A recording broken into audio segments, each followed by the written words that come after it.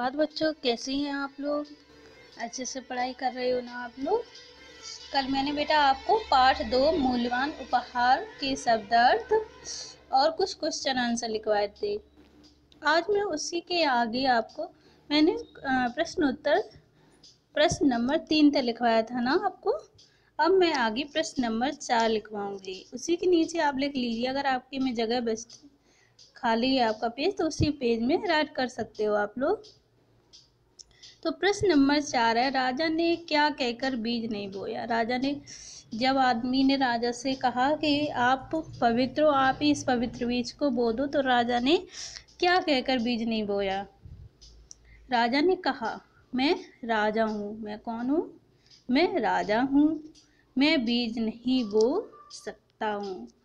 मैं राजा हूँ और मैं बीज नहीं बो सकता हूँ। मैं राजा होकर ये काम करूँगा। यह कहकर बीज नहीं बोया। तो सिंपल सा एक आंसर है इसका। राजा ने कहा, मैं राजा हूँ, मैं बीज नहीं बो सकता हूँ। यह कहकर बीज नहीं बोया। तो इसका आंसर आपको लर्न हो जाएगा ना। राजा ने क्या कहकर बीज नहीं बोया। राजा ने कहा, मैं राजा हूँ, मैं बीज नहीं बो सकता हूँ। यह कहकर बीज नहीं बोया है। अब है आपका प्रश्न नंबर 5। राजा ने गरीब आदमी को क्यों मुक्त कर दिया। राजा ने अंत में क्या हुआ, राजा ने उस गरीब आदमी को मुक्त कर दिया, यानी कि फ्री कर दिया, उसको छोड़ दिया। तो राजा ने क्या कहकर छोड़ा है उसे। राजा ने कहा, तुम दोषी अवश्य हो, लेकिन दोषी मैं भी हूँ। तुम दोषी अवश्य हो, लेकिन दोषी मैं भी हूँ, क्योंकि मेरे राज्य में तुम भूखे हो। राजा ने क्या कहा कि तुम दोषी अवश्य हो, क्योंकि आपने नाशपाती चुराई है, इसलिए तुम दोषी हो। लेकिन जितने तुम दोषी हो, तुमने नाशपाती क्यों चुराई है? क्योंकि तुम भूखे हो। और तुम भूखी क्यों हो? क्योंकि मैं दोषी हूँ। मैंने अपनी प्रजा का सही से ख्याल नहीं रखा, सही से ध्यान नहीं रखा उसका। मेरी प्रजा भूखी है और मेरे ही कारण तुमने चोरी की है। अगर मैं तुम्हारा अच्छे से ध्यान रखता तो तुम चोरी नहीं करते। इसलिए राजा ने कहा कि तुम दोषी अवश्य हो, लेकिन दोषी मैं भी हूँ। तुम जितने दोषी तुम हो, उतनी दोषी मैं भी हूँ, क्योंकि मेरे राज्य में तुम भूखे हो। क्योंकि मेरे राज्य में तुम भूखे हो, इसलिए मैं उतना ही दोषी हूँ जितना कि तुम। यह कहकर गरीब आदमी को मुक्त कर दिया। यह कहकर राजा ने क्या किया? गरीब आदमी को मुक्त कर दिया, उसे छोड़ दिया। अब है आपका उचित शब्द चुनकर रिक्त स्थानों की पूर्ति कीजिए।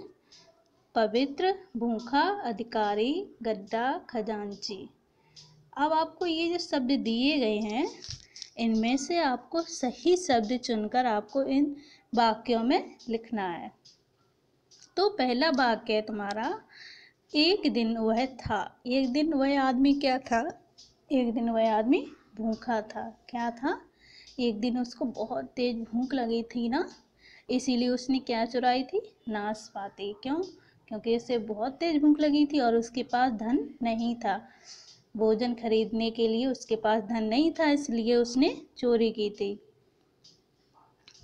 बाग में जाकर वह खोदने लगा। बाग में जब उसको ले जाया गया तो उसने क्या किया? उसने क्या किया था? बाग में जाकर गड्ढा खोदा था ना, तो यहाँ पर फिल करेंगे गड्ढा। जब वह बाग में गया तो उसने क्या किया? गड्ढा खोदने लगा। गा है आपका यह बीज है। वह बीज कैसा था? पवित्र। क्या वास्तव में वह बीज पवित्र था? ऐसा कुछ होता है क्या कि पवित्र बीज है? नहीं। उसने अपनी बात को, आदमी ने अपनी बात को समझाने के लिए राजा को अपनी बात समझाने के लिए इस उपाय का प्रयोग किया।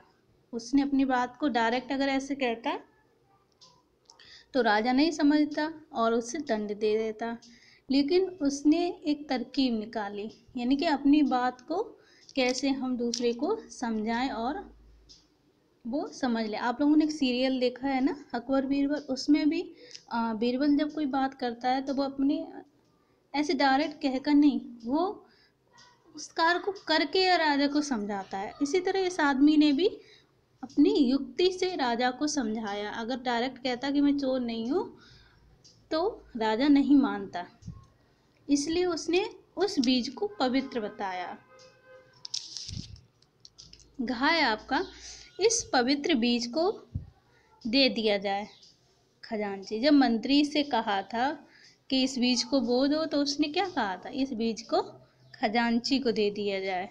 खजांची का मीन्स बताया था ना मैंने आपको कल नहीं, जब आपको पाठ पढ़ाया था तब बताया था ना। जैसे अकाउंटेंट जो होते हैं उनको बोलते हैं खजांची, जिनके पास सारा रुपया पैसा होता है। हमारे घर में खजांची कौन होता है, हमारी माँ।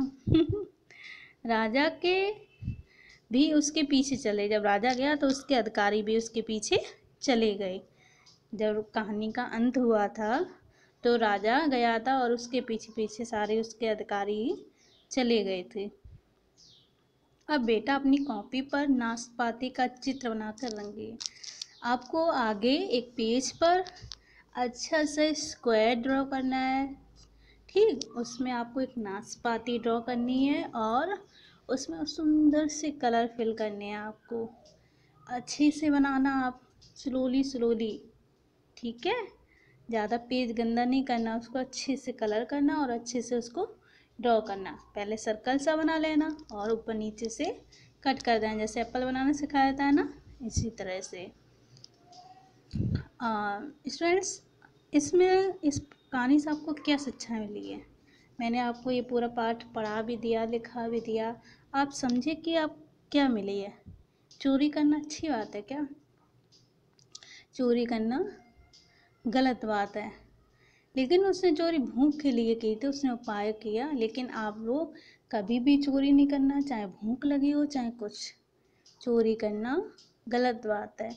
अगर बाई चांस आपसे कोई मिस्टेक हो जाती है तो आप अपने पेरेंट्स से जाकर उसको सॉरी बोलेंगे, माफ़ी मांगे कि पापा मुझसे ये गलती हो गई है। तो आपके पेरेंट्स आपको मारेंगे नहीं और न डांटेंगे, क्योंकि आपने अपनी गलती को एक्सेप्ट किया है, माना है, इसलिए वो नहीं मारेंगे। इसलिए चोरी करना बहुत गंदी बात है। कोई भी बच्चा चोरी नहीं करेगा। अपनी मेहनत से कमाएंगे, मेहनत से कमाएंगे, मेहनत से खाएंगे। जितना पैसा या जितनी चीज़ आपके पास है आप उतने में खुश रहेंगे। दूसरों का पैसा देखकर उनसे जलेंगे नहीं कि इनके पास ज़्यादा पैसा है मेरे पास कम है, नहीं। आप जितनी मेहनत कर रहे हो आपको उतना फल मिल रहा है। ओके बच्चों, धन्यवाद।